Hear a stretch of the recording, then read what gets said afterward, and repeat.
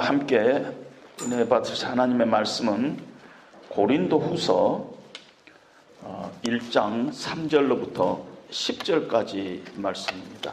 고린도후서 1장 3절로부터 10절까지 말씀, 제가 한 절 읽고 여러분들이 한 절 읽고 교독하도록 하겠습니다.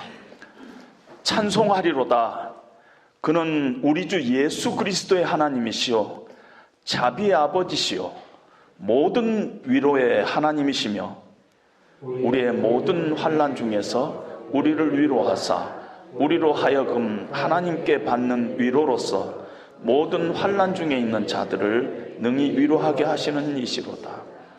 그리스도의 고난이 우리에게 넘친 것 같이 우리가 받는 위로도 그리스도로 말미암아 넘치는도다. 우리가 환난 당하는 것도 너희가 위로와 구원을 받게 하려는 것이요 우리가 위로를 받는 것도 너희가 위로를 받게 하려는 것이니 이 위로가 너희 속에 역사하여 우리가 받는 것 같은 고난을 너희도 견디게 하느니라. 너희를 위한 우리의 소망이 견고함은 너희가 고난에 참여하는 자가 된 것 같이 위로해도 그러할 줄을 알미라. 형제들아, 우리가 아시아에서 당한 환난을 너희가 모르기를 원하지 아니하노니 힘에 겹도록 심한 고난을 당하여 살 소망까지 끊어지고 우리는 우리 자신이 사형 선고를 받은 줄 알았으니 이는 우리로 자기를 의지하지 말고 오직 죽은 자를 다시 살리시는 하나님만 의지하게 하심이라. 그가 이같이 큰 사망에서 우리를 건지셨고 또 건지실 것이며 이후에도 건지시기를 그에게 바라노라. 아멘. 신앙생활을 하면서 제가 느끼는 것 중에 하나가 의외로 크리스찬들 중에서 불행한 사람들이 많다 하는 점입니다. 예수 믿으면 우리는 다 행복해야 된다고 생각하는데 의외로 행복하지 못한 사람들이 크리스찬 중에서 많다 하는 뜻밖의 그런 모습들을 봅니다. 얼마 전에 친구들 4명과 함께 식사를 한 적이 있습니다. 그 중에 한 친구가 이 얘기를 하는데 꽤 큰 음식점을 운영하고 있는 친구였습니다. 한참 이 얘기를 하는데 바로 그 건너편에 있는 다른 친구가 이렇게 갑자기 말을 끊습니다. 왜 너는 그렇게 짜증나게 이야기하느냐? 네 말 속에 아주 짜증이 가득 차 있다. 너무 불행하게 보여. 이렇게 아주 갑자기 그런 얘기를 하니까 그 분위기가 좀 썰렁해졌습니다. 그랬더니 그 식당을 한 친구가 식당 한번 해봐. 얼마나 어려운지 아냐? 매상이 작년에 비해서 반으로 줄었어. 야, 매일매일 짜증나는 일이 생기는데 그런 짜증 안 내고 살 방법이 있냐? 짜증나는 일이 생기는데 짜증 안 내고 살 방법 있으면 좀 가르쳐줘. 이렇게 얘기를 하는 그런 식사 자리가 있었습니다. 그 모임을 끝내고 나와가지고 제가 혼자서 곰곰이 생각해 봤습니다. 그렇지. 인푸트가 짜증날 일이면은 아웃푸트가 짜증이 나가는 것은 자연스러운 일이지. 섭섭한 일을 당하면은 분한 마음이 나가는 것은 당연하지. 배신을 당하면은 보복 감정이 생기는 것은 당연한 우리 감정이지. 두려운 일이 들어오면은 내 안을 통해서 불안과 염려가 나가게 돼 있고, 욕을 먹으면은 어떤 식으로든지 욕이 나가는 것이 당연한 것이 아니냐. 종로에서 뺨 맞고 한강에서 눈 흘긴다는 말이 있는데 물론 다른 의미가 있겠지만은 이렇게 뺨을 맞으면은 어떤 다른 데라서라도 화풀이를 하는 게 인간의 기본적인 감정이 아니냐. 예전에는 집에서 키우는 개를 발로 차고 그랬어요. 근데 요즘 그러면 큰일 나니까 그렇게 못하고 한강에 가서 눈 흘긴다 하는 말이 그렇게 좀 와닿는 그런 말이 아니냐. 짜증날 일이 생기는데 내 안에서 짜증이 나가는 건 당연한 자연스러운 우리의 감정의 흐름일 것입니다. 그런데 이렇게 인푸트가 짜증날 일이고 인푸트가 배신이고 인푸트가 오해고 고통인데 이상하게 아웃푸트가 찬송이 나가는 사람이 있다는 것입니다. 우리 세상 속에서 어떤 사람이 고통당했는데 나는 찬송해 이러면은 저는 속으로 우리가 저는 미친놈 아니야 이렇게 생각하는 것이 자연적인 우리의 그 반응일 것입니다. 저는 오늘 여러분들에게 미친놈 한 사람을 소개하고자 합니다. 다른 사람이 아닌 사도 바울입니다. 그리고 인푸트가 고난인데 아웃푸트가 찬송이 나가는 것은 바울에게만 속한 것이 아니라 하나님께서 우리 모든 크리스찬들에게 그런 모습을 하나님께서 원하시고 있다 하는 것을 여러분들과 함께 이야기하려고 합니다. 오늘 우리가 읽은 본문의 배경 혹은 사도 바울이 지금 처한 상황은 한마디로 고난입니다. 고난이에요. 고린도 교회에 지금 편지를 보내고 있는데 이 고린도 교회는 사도 바울이 개척한 교회입니다. 사도 바울이 거기서 한 1년 반 동안 사역을 하고 에베소라는 지역으로 이렇게 떠났는데 떠나고 났더니 별별 일이 거기서 다 들려오는 것입니다. 고린도 교회는 사도 바울의 어떤 교회냐면요, 이 자녀들 중에 아주 속 썩이는 자녀와 같은 그런 교회가 고린도 교회입니다. 바울이 그 교회를 떠나왔는데 그 교회에서부터 들리는 소식이 있는데 뭐냐면은 그 교회에 거짓 교사들이 들어와 가지고 바울을 비난하고 바울을 모함한다는 것입니다. 바울이 사도가 아니라는 거예요. 아니 자기는 매번 자기가 사도라고 하는데 아니 예수님도 한번 만난 적이 없는 사도가 세상에 어디 사도가 있냐? 그렇게 사도성을 부인을 합니다. 뿐만 아니라 바울이 진짜 사도라면은 어떻게 그렇게 고난이 많냐? 큰 사도들 봐라. 베드로, 그 야고보 다 봐라. 뭐 고난이 있냐? 그런데 바울만 저렇게 고난이 있는 거 보면은 이게 사도가 아니니까 고난이 있는 거 아니냐 이런 말도 들립니다. 뿐만 아니라 어떤 사람들은 바울은요 사도답지가 않아요. 외모도 보면은 뭐 보잘것도 없고 키도 작고 또 그렇게 말을 할 때 보면 말 더듬고 말도 잘 못해요. 바울 설교 실제 들어봤어요? 실제 들어보면은 바울 설교 은혜가 안 돼요. 이런 얘기들을 막 이렇게 들려온다는 것입니다. 어떻게 보면 대단히 모욕적이고 화도 나고 억울하고 섭섭할 거 아닙니까? 가장 바울을 가슴 아프게 했던 것은 바울이 전한 복음을 폄하한 겁니다. 바울 그 메신저를 공격하는 것까지 이해가 되는데 메신저를 공격하면서 은근하니 메시지를 폄하하고 있다는 것입니다. 바울 좀 치우치지 않았어? 뭐 은혜를 너무 강조하는 것 같은데 그래서 뭐 율법으로 자유했다 하는데 율법은 하나님이 주신 거니까 우리가 지키면 좋지. 뭐 유대교가 뭐 이단이냐? 복음도 받고 또 율법도 받고 뭐 할례도 하고 그러면 좋은 거 아니야. 바울이 너무 치우쳤어. 이러면서 바울이 전한 메시지 자체를 이렇게 폄하하고 있었습니다. 그러다 보니까 고린도 교회 성도님들 중에서 흔들리는 사람들이 많아졌어요. 넘어졌어요. 그래서 저쪽 거짓 교사들 쪽에 막 동조를 하는 사람들이 많이 생겼다는 소식을 접하고 바울이 얼마나 화가 나고 답답했겠습니까? 한번 이런 상상을 해봤어요. 만약에 목사에게 가장 큰 상처가 되는 일이 있다면은 아마 자신이 섬기는 교회 성도님들이 저 딴 데 가서 이 얘기를 우리 목사님요 설교가 성경적이지 않아요. 문제가 많아요. 좀 치우쳤어요. 은혜가 안 돼요.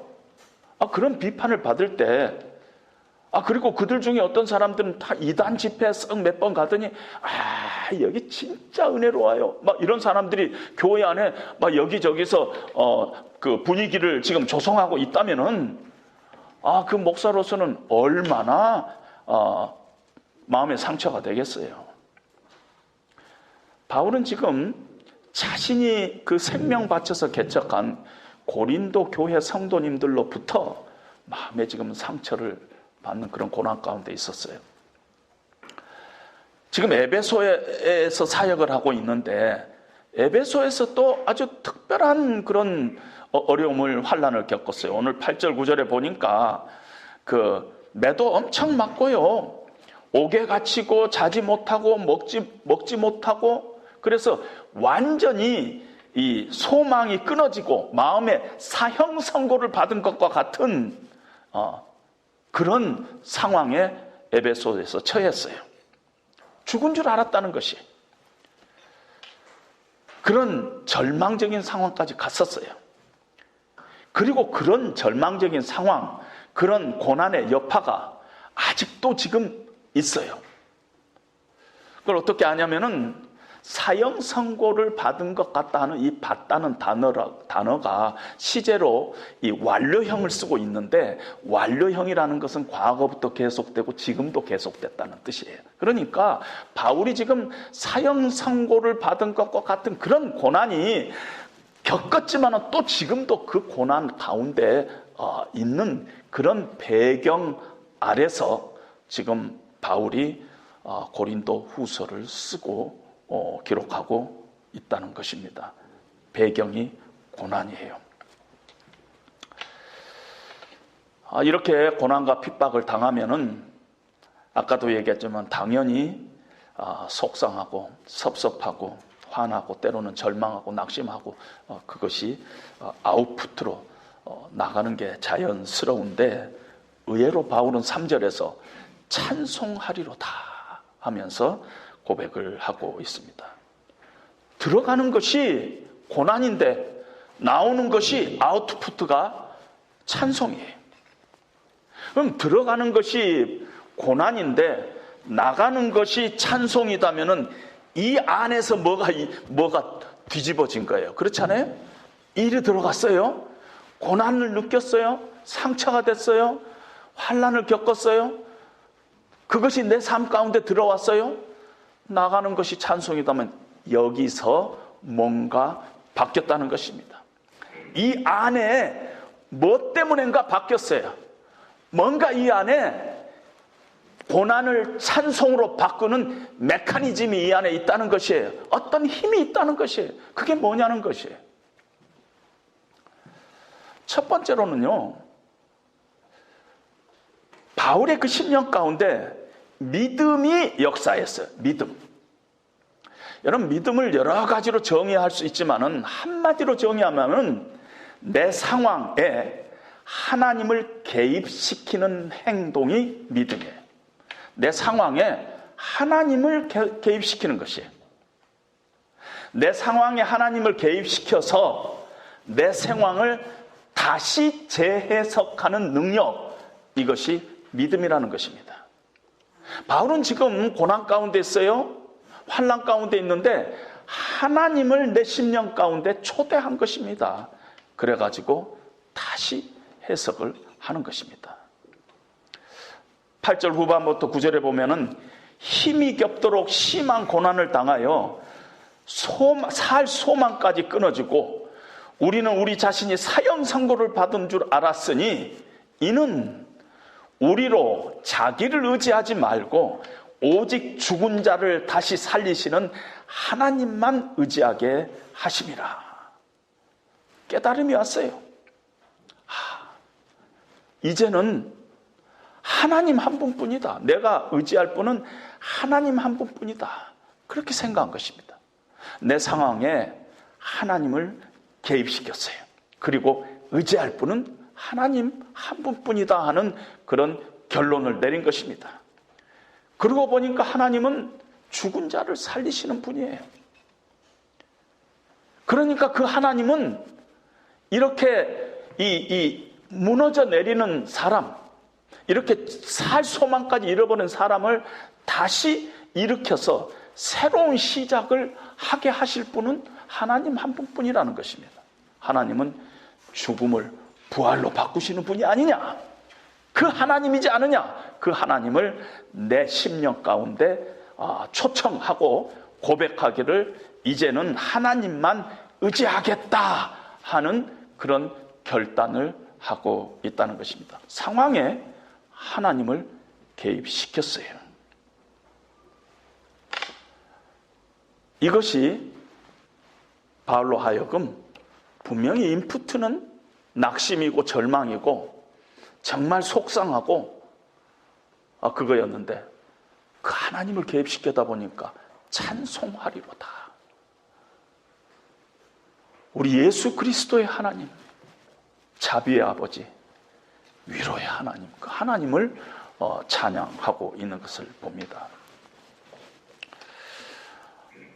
일반적으로 우리는요, 너무 편하면은요, 말은 우리가 의지할 분은 하나님뿐이다 하고 이 얘기를 하는데 하나님만 의지하는 척 하면서 살아요. 많은 경우에. 그러다가 병이 찾아오지 않아요? 그러다가 실패가 찾아오지 않아요? 내가 의지했던 사람이 다 떠나죠. 이제 도움의 손길이 아무데도 없는 꽉 막힌 그런 상황에 처하게 되면은요, 내 삶에 극심한 고난이 찾아오면은 그때 깨닫게 돼요. 내가 사람을 그동안에 의지했구나. 내가 너무 조건을 의지했구나. 내가 너무 나만 의지했구나. 그때 깨닫게 된다는 것입니다.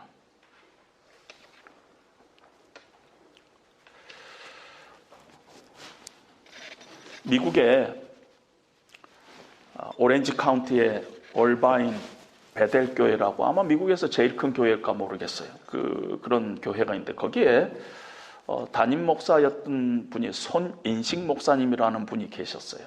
그분과 제가 이렇게 몇 번 만나서 교제할 시간이 있었습니다.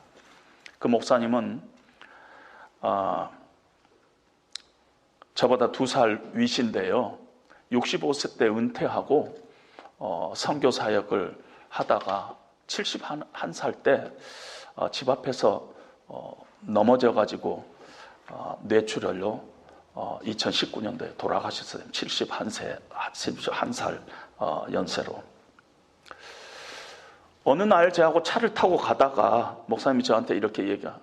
정말 그 어려움이 생기면은요, 이 사람들을 내가 의지했다는 것이 너무너무 뼈저리게 그렇게 아픔으로 다가온다는 것이. 그리고 저한테 목사님, 제가요 은퇴하면은 책을 한 권 쓸 텐데 책 제목을 이미 정해놨어요. 목사님 뭔데요? 사람아. 이것이 책 제목이라는 것이에요. 근데 못 쓰고 돌아가셨죠. 그 후에 쓰실 줄 알았는데. 이렇게 고난의 시간에 우리가 오히려 내가 사람을 의지했구나, 하나님을 의지하는 척만 했구나 하는 것을 깨닫게 됩니다. 그리고 고난이 찾아오면은 비본질적인 것들이 확 드러나면서 진짜가 뭐냐 또 드러난 것이. 고난이 찾아오면 진짜는 하나님이신데 내가 그동안에 비본질적인 것을 붙잡고 이것이 나를 행복하게 해주는 거라고 생각하고 쫓아갔었구나. 그때 깨닫게 되는 것입니다. 고난은 키질하는 것과 같아요. 여러분, 이 키질하는 것 보면은 이 쭉정이는 다 이렇게 밖으로 날려보내고 나중에 보면은 파란 그 알곡만, 콩 같으면은 이런 알곡만 이렇게 딱 이렇게 남지 않아요? 그때서야 내가 나를 의지했구나, 내가 사람을 너무 의지했구나, 그때 깨달은 것입니다.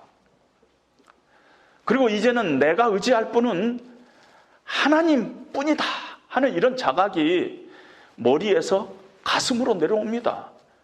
그리고 그때 안 보이던 것도 보이고요, 안 들리는 것도 보이고, 그냥 무슨 환상을 봤다 그런 게 아니에요. 하나님의 말씀을 보면은요, 예전에는 그냥 지나치던 것들이 확 하나님의 말씀으로 다가오고 나에게 막 은혜가 되고, 그래서 이 신앙적으로 성장이 됩니다. 이 고난을 통해서.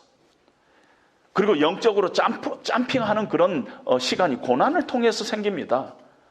그리고 간증이 생기고요, 소망이 생깁니다, 고난 중에. 그래서 오늘 10절에 보니까 그가 이같이 큰 사망으로 나를 건지셨고 또 건지실 것이며 이후에도 건지시기를 그에게 바라노라 하는 그 사도 바울의 어떤 간증과 소망과 고백이 이렇게 그 고난을 통해서 나오고 있다는 것입니다. 이렇게 마음속에 믿음이 역사하니까 인푸트는 고난이었는데 아웃푸트가 찬송으로 나가고 있는 것을 봅니다. 두 번째로는요, 오늘 이 3절로부터 7절 사이에 짧은 그 성경에 보면은 이상하게 위로라는 단어가 7번이나 나와요. 7번이나. 그러니까 고난을 통해서 하나님을 발견하게 되고, 근데 그 하나님이 어떤 분이신가 보니까 하나님은 위로의 하나님이시구나, 위로하시는 하나님이시구나 하는 것이 이 바울의 마음속에 확 다가온 것이에요. 그래서 위로라는 단어를 7번이나 쓰고 있는 것입니다. 뭔가 역사했어요. 뭔가 역사해가지고 하나님을 위로의 하나님으로 고백하고 있는데, 이 뭔가 역사하는 것을 저는 복음이 내 안에서 역사했다 이렇게 표현을 해보고 싶습니다. 복음이 이 안에서 역사했어요. 위로가 하나님을 위로의 하나님으로 고백하고 있는 것입니다. 위로를 막 얘기하는 것이에요. 우리는 위로를 할 때, 위로라는 말을 할 때 이렇게들 대체로 이야기합니다. 뭐 내가 위로를 받았다는가, 내 말이 그 사람한테 위로가 됐을까, 이런 식으로 이야기하는데, 사도 바울은 위로를 이야기하면서 이 초점을 어디다 맞추고 있냐면 위로의 근원이 어디냐, 위로의 근원이 어디냐, 누가 위로하느냐. 그러니까 뭐 내가 위로하고 뭐 어떻게 위로받았을까, 그게 아니라 도대체 위로의 그 본질, 그 근원은 무엇이냐 하는 쪽에 초점을 맞춥니다. 위로의 근원을 알아야지 제대로 된 위로를 할 수 있을 거 아닙니까? 위로의 근원을 알아야지 내가 제대로 위로를 받을 수 있을 거 아니에요. 그래서 사도 바울은 위로의 근원 하나님이시다 하고 얘기를 하고 있는 것입니다. 위로는 말에 있지 않아요. 누가 위로하느냐에 있어요. 그러니까 똑같은 말을 해도 이 사람이 위로하면은 위로가 안 되는데 저 사람이 위로하면 위로가 되는 경우가 있다는 것입니다. 말로 위로하는 게 아니라는 것이. 바울은 지금 찬송하리로다 하면서 찬송의 내용이 이 내가 지금 섬기는 하나님이 위로의 하나님이다 하는 얘기를 합니다. 오늘 3절에 보니까 찬송하리로다.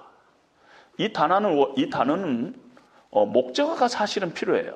누구를 찬송하느냐. 근데 오늘 보니까 목적어가 없죠. 누가 누구를 찬송하는가를 말하고 있지 않지 않아요? 목적어가 생략됐어요. 왜냐하면은 이 찬송하리로다 하는 단어는 율로게오라는 단어를 쓰고 있는데, 이 단어는 구약의 히브리어에서 바루크라는 단어에서 율라게오라는 단어가 이렇게 신약으로 바뀌어졌어요. 그런데 이 단어는 하나님에게만 쓰는 단어예요. 절대 사람에게는 안 쓰는 단어예요. 그러니까 오늘 찬송하리로다 그러면은 하나님을 찬송하리로, 꼭 하나님을 붙이지 않아도 되는 것이에요. 하나님을 찬양하는 거예요. 그런데 그분이 위로의 하나님이라는 거예요. 위로.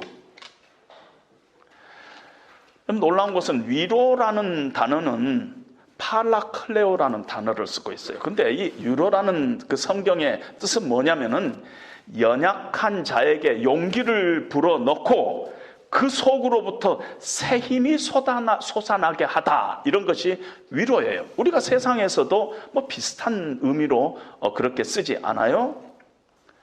위로는 파라클레오라는 단어인데 연약한 자에게 용기를 불어넣고 그 속에서부터 새 힘이 솟아나게 한다. 이런 뜻인데 위로라는 단어 말고 위로자라는 단어도 있어요.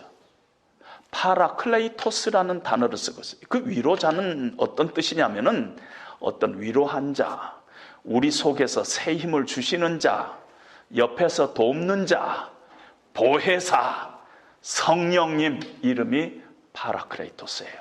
그러니까 위로하다라는 이름을 성경이 가진 파라클레오라는 단어가 위로하다는 뜻인데 위로하는 사람은 파라클레이토스고 성령님의 이름이 파라클레이토스라는 거예요. 그러니까 위로의 근원은 누구냐면 성령 하나님이 우리를 위로한다는 그런 뜻이에요. 성령 하나님께서 우리 속에서 새 힘을 주시고 우리가 새롭게 일어날 수 있도록 하신다는 거예요. 위로의 근원은 성령 하나님이시다 하는 것을 얘기하고 하나님이 하신다는 거예요. 위로는 우리가 하는 것 같지만 사실은 하나님께서 우리를 위로하신다는 것이야. 따라서 참된 위로는요, 위로의 근원이신 하나님을 만나는 것이 참된 위로고 그 영혼을 들여 올려서 하나님이 어떠하신 분인가를 보게 하고 격려하게 하는 것이 위로고 진짜 위로는 위로의 근원이신 하나님 앞으로 그 영혼을 데려가는 것이 바로 위로다. 이렇게 우리가 정의를 할 수가 있습니다. 사람의 위로는요, 때로는 도움도 되지만 한계적이에요. 왜 우리가 사람을 위로하냐면요, 그 사람의 문제를 우리가 해결해 줄 수 없기 때문에 위로하는 거 아니에요? 해결해 줄 수 있으면 해결해 줘 버리면 되지. 뭐 쓸데없이 위로하고 뭐 그럴 거 뭐 있어요? 어떤 사람이 진짜 뭐 그런 그 절망감에 빠져 있으면 내가 구해줄 수만 있다면, 그런 능력이 나에게 있다면 위로하는 대신에 구해주면 될 거예요. 근데 왜 내가 위로하느냐? 내가 그렇게 할 수 있는 능력이 나에게 없기 때문이란 것이에요. 많은 경우에 어려움을 당한 사람에게 우리가 위로할 때 위로가 사실은 도움이 별로 안 돼요. 막 이 말 저 말 할 필요 없어요. 그건 쓸데없는 소리 하는 경우가 많이 있어요. 욥의 세 친구가 욥이 고난을 당했을 때 욥을 위로하러 갔어요. 가서 위로하다가 보니까 논쟁이 서로 붙어가지고 막 그 싸우고 돌아온 거예요. 욥이 나중에 그 친구들을 보면서 뭐라고 이야기했냐면, 너희는 나를 번뇌케 하는 위로자들이다. 위로하러 왔긴 왔는데 속만 뒤집어 놓고 갔다. 이런 경우가 우리 많이 있다는 것이에요. 사람의 위로는 이렇게 제한적입니다. 그런데 하나님의 위로는 달라요. 하나님 빈말 안 해요. 하나님의 위로는요, 말만 하는 것이 아니라 문제 해결까지 하나님께서는 하신 분이에요. 왜냐하면 죽음을 부활로 바꾸시는 분이에요. 죽은 자를 살리실 수 있는 분이신데 어떤 상황이라도 해결하실 분이 하나님이신데 그 문제를 해결하심으로 위로를 할 경우가 얼마든지 있을 수 있다는 것입니다. 그래서 오늘 10절의 사도 바울도 이 하나님께서 큰 사망에서 우리를 건지셨고 지금도 건지실 것이다. 그러니까 하나님이 위로의 하나님이신데 그냥 말만 위로하시는 그런 하나님이 아니라는 것이에요. 우리를 실제 큰 위험에서 건지셨고 지금 내가 당하고 있는 이 고난 가운데서도 건지실 분이 하나님이시다. 건지시고 있다 하는 그런 확신을 하고 있다는 것입니다. 그래서 오늘 성경에 보면은 이 위로의 하나님을 얘기할 때 모든 위로의 하나님이라고 모든을 붙였어요. 이 모든이라는 것은 원래 그 뜻이 완전한, 풍부한 이런 뜻입니다. 3절 마지막에 위로의 하나님이시며 그랬어요. 마치 그냥 그 다음에 똑같은 뭐가 and 그런 뜻으로 되어 있는데 사실은 4절이 종속절이에요. 그래서 3절을 마지막 부분은 그가 위로의 하나님이시며가 아니라 하나님이신데 이렇게 번역을 해야지만 그가 하나님이신데 4절 종속절은 우리의 모든 환난 중에서 우리를 위로하사 우리로 하여금 하나님께 받은 위로로서 모든 환난 중에 있는 자들을 능히 위로케 하시는 이시로다. 이렇게 번역해야지 맞다는 것입니다. 하나님의 위로는 완전하고 풍족한 은혜예요. 위로예요. 해결 못할 환난이 없다는 것입니다. 내 힘으로 도저히 빠져나올 수 없는 그런 환난 가운데서도 하나님께서는 능히 우리를 빠져나오게끔 하시는 하나님의 위로다는 것입니다. 그래서 환난 가운데서 우리를 진짜 위로, 문제 해결까지 해주시는 그런 위로를 줄 뿐만 아니라 내 옆에 어려움 당하고 있는 사람까지도 나를 통해서 하나님의 위로를 전할 수 있는 만큼 하나님의 위로는 풍성하고 완전한 그런 위로다 하는 것을 우리에게 이렇게 보여주고 있습니다. 인푸트가 고난이 들어갔는데 아웃푸트가 찬송이 나온 이유는 내 안에서 뭔가 어떤 그것을 뒤집는 메커니즘이 있어요. 그것이 첫 번째는 믿음의 역사라 그랬고, 두 번째는 하나님의 위로의 하나님이 내 가운데서 역사했다. 그렇게 볼 수가 있습니다. 복음을 통해서 하나님이 어떤 분이신가? 하나님은 위로의 하나님이시구나. 이걸 깨닫게 됐다는 것입니다. 그런데 이제 세 번째로 예수님의 고난이 나에게 하나님의 위로로 다가왔다 하는 것입니다. 좀 말이 이상하지 않아요? 하나님의 위로는 물론 예수님을 통해서 우리에게 전달이 됩니다. 오늘 성경에도 보면은 5절에 보면 우리가 받는 하나님의 위로는 그리스도로 말미암아 우리에게 온 것이라 그랬어요. 말미암아라는 우리나라 번역은 영어로 through예요. through. 그러니까 예수님을 통해서 하나님의 위로가 우리에게 전달됐어요. 근데 그거는 뭐 우리가 인정하겠다 하더라도 예수님의 고난과 하나님의 위로 사이에 무슨 관계가 있느냐? 예수님이 고난 당한 거하고 예수님이 고난 당하는 것이 나에게 하나님의 큰 위로가 됐다 하는 말이 도대체 무엇이냐? 무슨 말이냐? 그거에 대해서 우리가 잘못 생각하는 경우가 있어서 우선 잘못 생각하는 걸 여러분들에게 전하고 바르게 우리가 어떻게 생각해야 하느냐 하는 것을 얘기하겠습니다. 우리가 고난주간이 되면은 많은 교회가 이렇게 모임들을 갖습니다. 우리가 고난주간에 예수 그리스도의 고난을 묵상하십시오. 그러면은 이제 기도하면서 예수님의 고난을 묵상합니다. 예수님께서 십자가에 당하신 그 고난, 엘리 엘리 라마 사박다니, 얼마나 아프셨을까? 가시관 쓰신 면류관, 피 흘려 살찌켜 죽으신 주님, 주님의 그 고난을 자꾸 생각하는 쪽에 예수님의 고난을 묵상한다는 것입니다. 그리고 틀린 생각은 뭐냐면은 예수님께서 묵상해 봤더니 엄청난 고난을 겪으셨더군요. 그러니 내가 지금 당한 고통과 비교해 보니까 내가 당하고 있는 고통은 아무것도 아니군요. 그래서 내가 위로가 됩니다. 이렇게 생각하는 사람들이 의외로 많아요.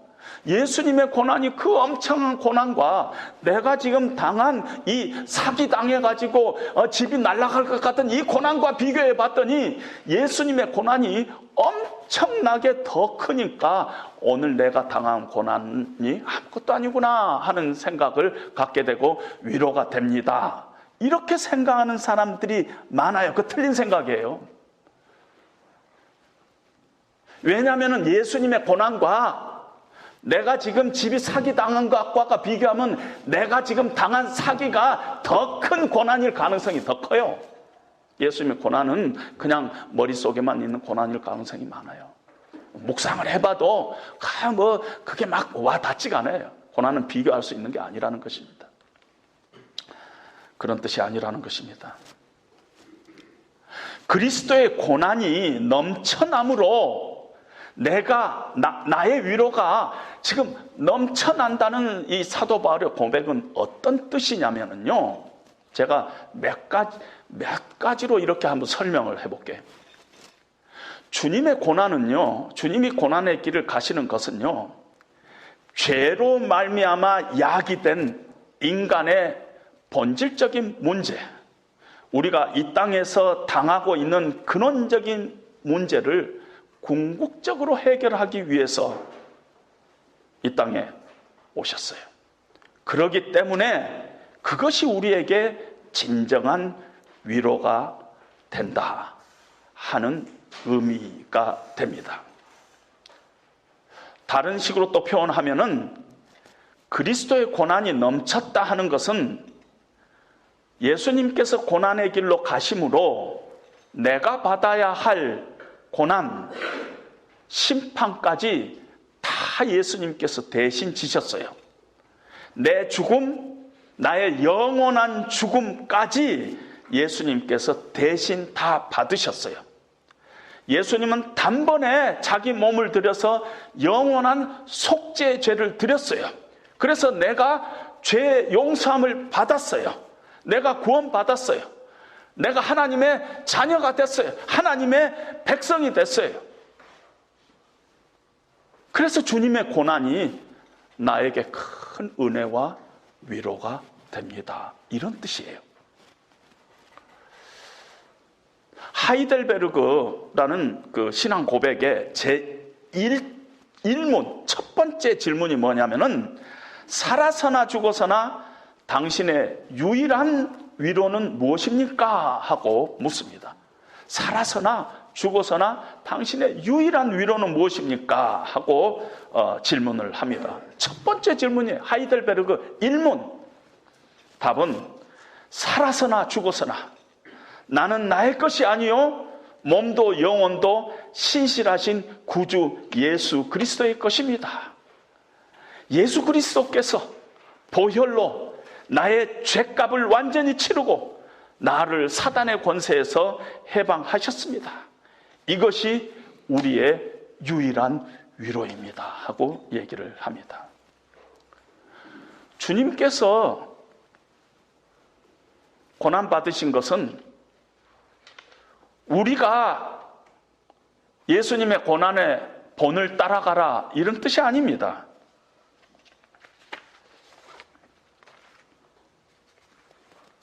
어떤 면에서 우리가 영원한 형벌을 받지 않도록 그런 고난을 당하지 않도록 예수님께서는 고난의 길을 가신 것입니다. 우리로 하여금 죄로 인해서 고난에 굴복하지 않고 이기게 하시려고 예수님께서 고난의 길을 가신 것이에요. 우리에게 큰 위로가 된 것은 예수님의 고난으로 말미암아 보여주신 하나님과 하나님의 사랑과 은혜 때문이에요. 주님이 찢기신 그 살과 흘리신 피, 그 주님이 고난을 통해서 하나님께서 우리를 얼마나 사랑하셨는가 우리가 알게 되고 그 은혜 때문에 우리 안에 이 하나님의 위로가 넘친다 이런 뜻입니다. 우리가 여전히 죄 가운데 매일 넘어지고 똑같은 죄를 짓고 그럼 뻔뻔한 우리지만은 내가 죄인 중에 괴수지만은 끝까지 나를 사랑하시는 하나님의 그 만극하신 사랑과 은혜가 내 심령 가운데 넘쳐나니까 그 하나님의 은혜와 사랑, 그 신실하심을 내가 내 심령 가운데서 확신하니까 내 안에 고난이 넘쳐나면서 감히 지금 고난 중에 있는 고린도 교회 성도들에게 이 얘기를 합니다. 6절에 이 위로가 너희 중에 역사하여 우리가 받는 것 같은 고난을 너희도 견디라 하고 얘기를 하는 이유가 사도 바울의 심령 가운데 이 고난의 이 의미가 그 안에 하나님께서 얼마나 우리를 사랑하신가, 그 하나님의 은혜와 하나님의 그 신실함과 하나님의 그 사랑이 내 가운데 막 넘쳐나니까 내 안에 막 은혜가 넘쳐나서 주변에 고난 가운데 있는 사람을 너희가 이 은혜로, 이 하나님의 위로로 너희가 고난을 견디라 하고 얘기를 할 수 있다는 것입니다. 우리가 고난 가운데 있는 형제에게 위로할 때 여전히 하나님의 은혜와 사랑을 말할 수밖에 없는 것은 나 때문이 아니에요. 내가 그런 걸 겪어봤더니 나도 옛날에 그랬어. 그게 아니라 예수님 때문이에요. 예수님께서 나를 위해서 죽으셨다는, 예수님께서 나의 죄를 위해서 고난 당하셨다는 그 사실 때문에, 그 하나님의 사랑 때문에 우리가 하나님의 사랑을 얘기할 수밖에 없는 이유가 거기에 있다는 것입니다. 이웃을 우리가 위로하고 믿음으로 세워주는 일은 세상에서 무엇과 비교할 수 없는 거룩한 사역입니다. 그래서 하나님의 몸된 교회들이 이 안에서 정말 누구든지 고난당하지 않은 사람이 누가 있겠어요? 그 고난을 서로 하나님의 위로로 위로하는 그런 위로의 공동체가 되는 것은 참으로 하나님께서 원하시는 그런 교회입니다. 교회에 남겨주신 하나님의 소원입니다. 그 일을 위해서 자주자주 하나님께서는 고난 당한 자를 사용하십니다. 예수 믿는 사람들이 도대체 어떤 사람들이냐? 예수 믿는 사람은 도대체 어떻게 규정할 수 있느냐 하면은, 우리가 어떤 사랑을 받은 자인가 늘 생각하는 장치가 내 속에 있는 사람들이에요. 그러니까 내가 무슨 일을 하든지 간에, 어떤 상황에 있든지 간에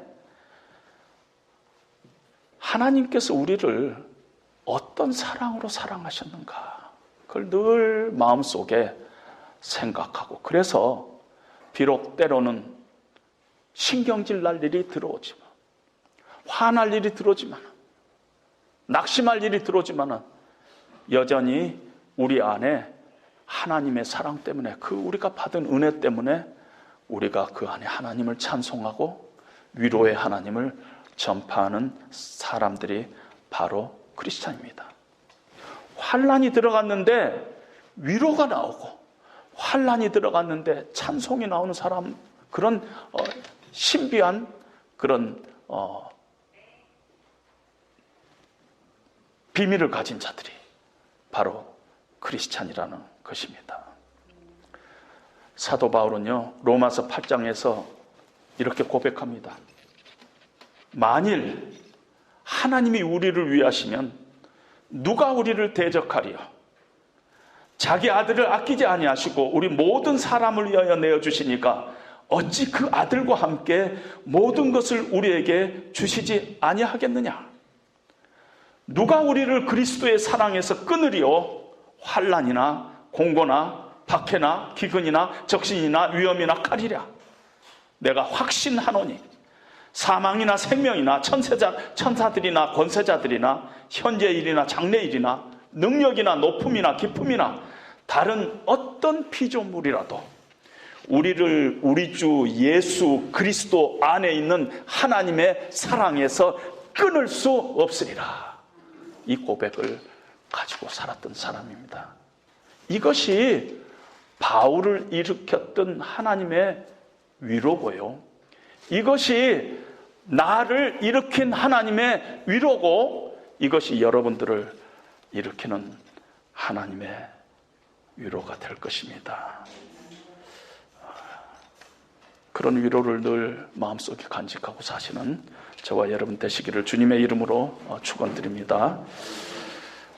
우리 함께